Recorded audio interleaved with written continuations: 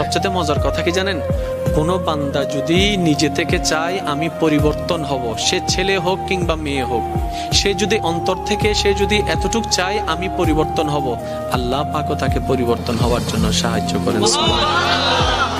কত বেনামাজ এখন নামাজি হয়েছে জানেন? সুবহানাল্লাহ।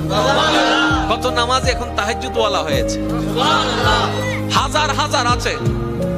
এক সময় নেশা করতো এমন ছেলে, এখন 5 ওয়াক্ত নামাজি হয়েছে এমনও আছে। সুইসাইড করতে গিয়ে ফেরত এসেছে।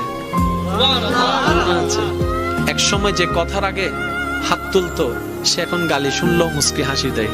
তো বন্ধুর একদিন তাকে জিজ্ঞেস করে, কিরে নেতা, তুই না কথা বলার আগে হাত তুলতি? তখন সে বলে, পাগল ছিলাম তখন তুলেছি, বুঝতে পেরেছি ওই জগতে কিছু নাই, আল্লাহর প্রেমের ধৈর্যের জগতে অনেক বড় নিয়ামত আছে। এত বড় বড় সফল ব্যক্তি যদি ছোটবেলায় লাথি খাইতে পারে, আপনি পারবেন না কেন?